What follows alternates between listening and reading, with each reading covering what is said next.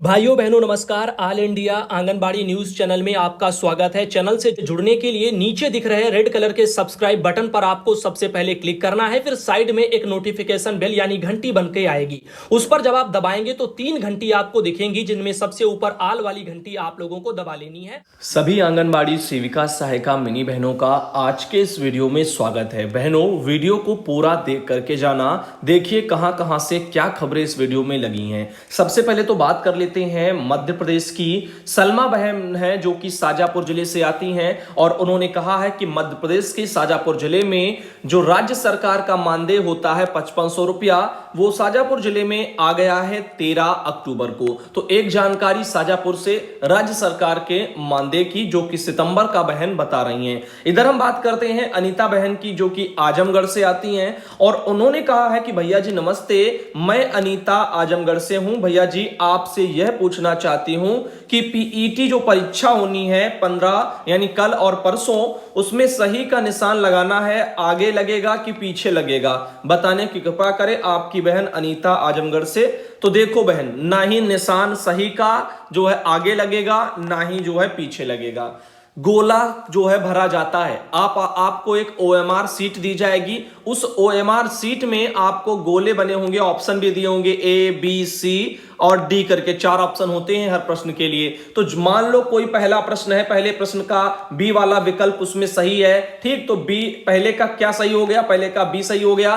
तो OMR sheet में मान लो पहला वाला जब अब लिखा होगा नंबर, उसके सामने जो ऐसे जो है यहां पर लिखे होंगे, ठीक ऐसे लिखे होंगे, तो बी वाला हो गया। तो बी वाले गोले को काला कर लेना है अंदर से पूरी तरीके से। तो ऐसे करके ये भरे जाते हैं और मैंने इसको लेकर के बहुत ही दिन पहले आपको एक वीडियो सुधांशु पटेल चैनल पर दे भी दिया है, समझा दिया था कैसे क्या परीक्षा देनी होती है, माइनस मार्किंग भी, सब कुछ उस पर मैंने बातें कर रखी हैं, कैसे क्या सब भरा जाता है, सब बता दिया है। उम्मीद है आपने वो देखा होगा। अगर नहीं देखा है तो प्लीज पहले उसको देखिए। इधर बात करते हैं अगली एक जानकारी की, जो कि आशा बहुएं हैं, उन्होंने अपने मानदेय के लिए अपनी आवाज को बुलंद किया है। ये सीएमओ कार्यालय पर ऑल इंडिया आशा बहु कार्यकर्ती बहनों ने प्रदर्शन किया है, जहां से की जानकारी निकल के आ रही है। सीएमओ कार्यालय पर प्रदर्शन करके बहनों ने वहां पर ज्ञापन अपना सौंपा है। तो आप देख सकते हो कि उन्होंने कहा है कि जब तक उनका बकाया भुगतान और हर मद का पैसा नहीं मिल जाता, तब तक उनका धरना प्रदर्शन चलता रहेगा।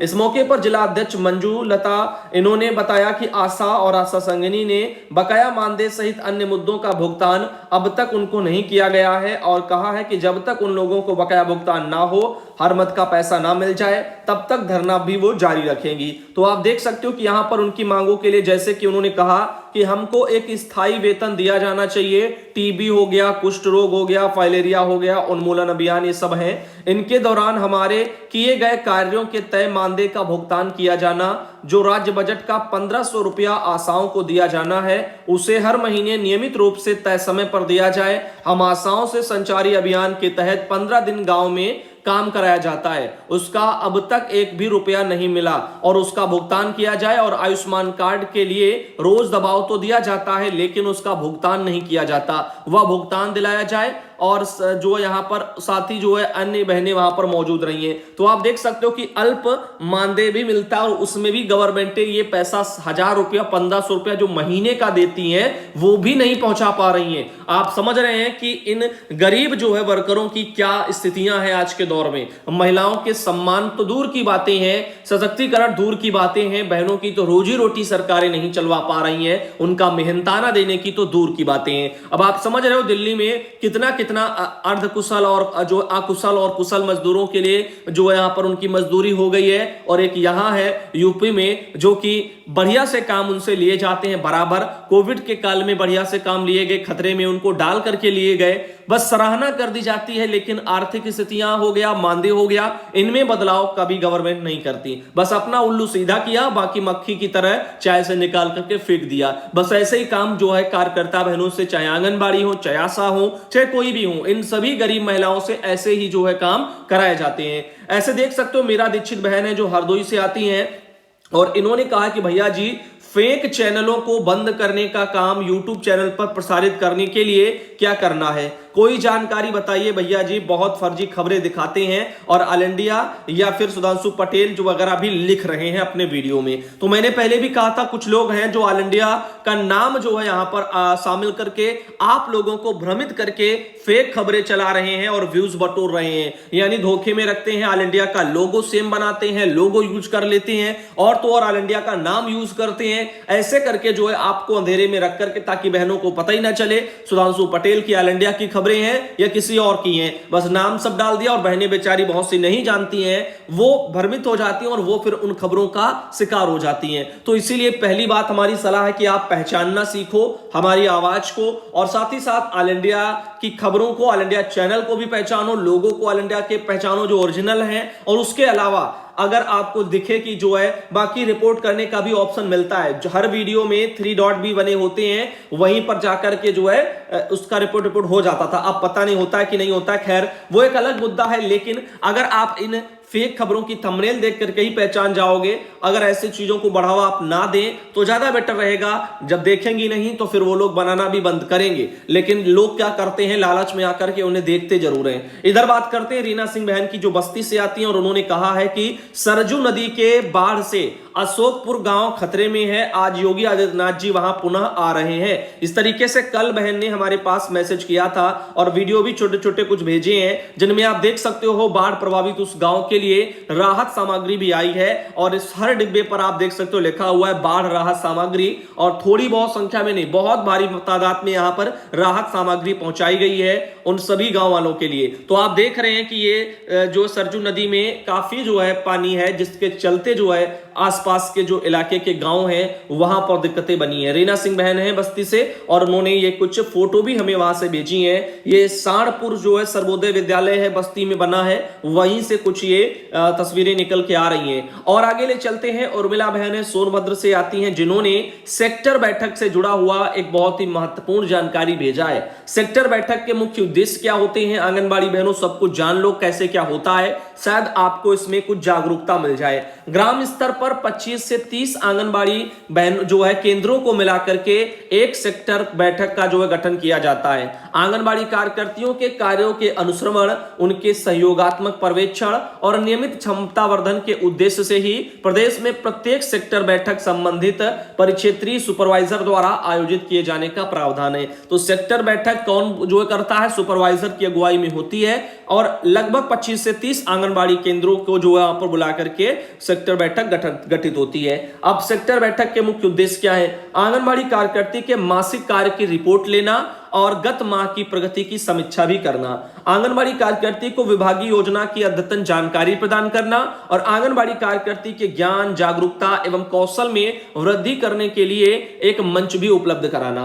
आंगनबाड़ी कार्यकर्ती जो है सुपरवाइजर के मध्य में जो है बेहतर समन्वय स्थापित हो, सहयोगात्मक पर्यवेक्षण भी सुनिश्चित करना। साथ ही सेक्टर स्तरीय बैठक को सुदृढ़ करने के लिए निम्न कार्य किए जाने आवश्यक हैं। तो यहां पर आप देखिएगा माइक्रो प्लानिंग भी होती है। सेक्टर का नाम का एक कॉलम है, मुख्य सेविका के नाम और मोबाइल नंबर का कॉलम है, ग्राम सभा का नाम का है, आंगनबाड़ी केंद्र के नाम का है, कार्यकर्ती के मोबाइल नंबर, सहायिका का मोबाइल नंबर, आंगनबाड़ी के सर्वे क्षेत्र के घरों की संख्या और सर्वे क्षेत्र की पूरी जनसंख्या, श्रेणीवार लाभार्थी कितने हैं, वार्षिक सर्वे के अनुसार कितने हैं, केंद्र पर पंजीकृत कितने हैं, 6 माह से 3 वर्ष के बच्चे कितने हैं, 3 से 6 वाले कितने हैं, गर्भवती महिलाएं कितनी हैं, धात्री माताएं कितनी हैं। इन सब मुद्दों को लेकर के जानकारियां ली जाती हैं। सेक्टर बैठक हेतु माइक्रो प्लान बनाना, जैसे कि यहां पर आप देख सकते हो कि यहां पर उन्होंने कहा कि प्रत्येक माह के निर्धारित दिवस और तिथि पर बैठक का सफलतापूर्वक आयोजन किया जा सके। सेक्टर की कार्य योजना इस प्रकार बनाई जाए कि जनपद और ब्लॉक स्तरीय जो भी अधिकारी हैं उनकी भागीदारी भी सुनिश्चित हो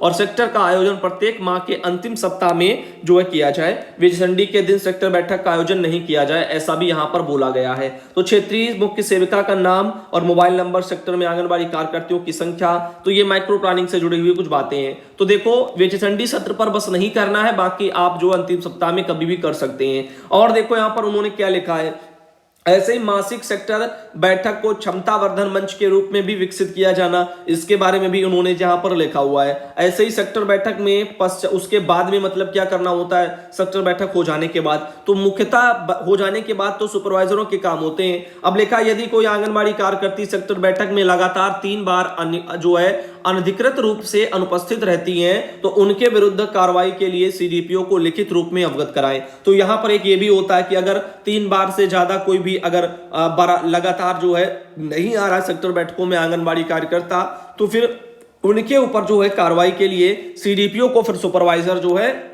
लिख करके भेज देंगी। ऐसे सेक्टर बैठक का सहयोगात्मक पर्यवेक्षण भी होता है, तो उसमें भी जो भी आपके सीडीपीओ हैं इन सब लोगों का होता है और सेक्टर बैठक की रिपोर्टिंग भी की जाती है। तो रिपोर्ट तो आपको पता ही होगा, वो सब सुपरवाइजरों का काम है बैठना, वो सब करना। तो फिलहाल के लिए ये कमलेश गुप्ता जी हैं उपनिदेशक, जिनका एक लेटर था और काफी अच्छा लेटर है, जानकारी अच्छी है, लेकिन आप सबको पहले भी हम सेक्टर बैठक के बारे में चैनल पर बता चुके हैं, इसीलिए सब बहनों को इसके बारे में पहले से भी पता होगा। इधर बात करते हैं, ये देखो मुख्य सेविका का नाम, मोबाइल नंबर, वो सब लिखा हुआ है। ऐसे ये सारी चीजें हम पहले भी बता चुके हैं। अब ले चलते हैं आपको आगे और आपको दिखाते हैं, जैसे कि बस्ती जिले से पुष्पा बहन है और जिनके द्वारा एक ये लेटर जो है मुख्य विकास अधिकारी जो कि डॉक्टर राजेश कुमार प्रजापति जी हैं बस्ती में, और उनका 7 अक्टूबर का ये लेटर है। इसमें उन्होंने लिखा है कि ग्राम बाल संरक्षण समिति की बैठक कराए जाने के संबंध में। तो आप देख सकते हैं कि जनपद हो गया, विकास खंड हो गया, ग्राम पंचायतें हो गई, इन्हीं पर बाल संरक्षण समितियों का गठन किया जाता है। और यहां पर जैसे ग्राम में हो गया तो यहां पर ग्राम बाल संरक्षण समिति में कौन कौन होता है, ग्राम प्रधान अध्यक्ष होते हैं, आंगनबाड़ी कार्यकर्ता सदस्य सचिव होती हैं, ग्राम पंचायत अधिकारी सदस्य होते हैं, एएनएम सदस्य होती हैं, आशा कार्यकर्ती सदस्य होती हैं, प्राथमिक स्कूल के प्रधान अध्यापक सदस्य होते हैं, ग्राम सभा के 2 सम्मानित अभिभावक, कम से कम 1 महिला भी हो वो भी सदस्य होते हैं, ग्राम सभा के 2 बाल प्रतिनिधि, कम 1 बालक 1 बालिका वो भी सदस्य होते हैं। तो इस तरह से बनती है ग्राम बाल संरक्षण समिति। तो यहां पर इसके बारे में भी ऑल इंडिया ने पहले पूर्व में आप सबको बता रखा है। उर्मिला बहन सोनभद्र से, जिनके द्वारा डीपीओ महोदय सोनभद्र के राजीव सिंह जी हैं और उनका एक 10/10/2022 का यानी 10 अक्टूबर का अभी का लेटर है, विशेष संचारी रोग नियंत्रण अभियान की मॉनिटरिंग और फीडबैक से जुड़ा हुआ है। तो आप लोगों यहां पर देख सकते हो कि यहाँ गृह जो आपके संचारी रोग वाले तो काम इस समय अक्टूबर में चल ही रहे हैं, पहले भी आप सबको बता दिया गया है। इसीलिए इसमें लिखा है कि आपको पुनः निर्देशित किया जाता है कि संचारी रोग अभियान हेतु बाल जो है विकास विभाग और पुष्टाहार के द्वारा निर्देशों का 100% निर्वहन करने के साथ में आंगनबाड़ी को निर्देशित करें कि आशा कार्यकर्तियों के द्वारा संचारी रोग नियंत्रण और दस्तक अभियान के लिए क्षेत्र में संपादित की जा रही समस्त गतिविधियों गृह भ्रमण में आंगनबाड़ी कार्यकर्ती आशा के साथ में रहते हुए पूर्ण सहयोग प्रदान करेंगी और आपके द्वारा प्रत्येक तीसरे दिन इसकी सूचना भी कार्यालय को उपलब्ध कराई जाए और आंगनबाड़ी कार्यकर्ती के द्वारा कितने गृह भ्रमण किए गए हैं प्रकरण सरकार की सर्वोच्च प्राथमिकताओं में से एक है, इसका भी कड़ाई से अनुपालन किया जाए। तो कहीं ना कहीं आंगनबाड़ी बहनों को भी इस काम में करने के लिए बस लेटर निकाला गया है। ये है लीलावती बहन जो बलिया से आती हैं, जिनके द्वारा बच्चे का ये वजन किया जा रहा है। और आगे ले चलते हैं, ये यहाँ पर है तनवीर जहां आजमगढ़ से, जिनके द्वारा एक ये फोटो भेजी गई है। और ये है सरोज सिंह जो गाजियाबाद से आती हैं और ये है मंजू राजपूत जो मथुरा से आती हैं। और इनके अलावा अगर हम बात करें, ये है मंजू सिंह जो कि सुल्तानपुर से आती हैं। और इस तरह से आज का ये वीडियो यहीं रखते हैं और अगले वीडियो में आप सब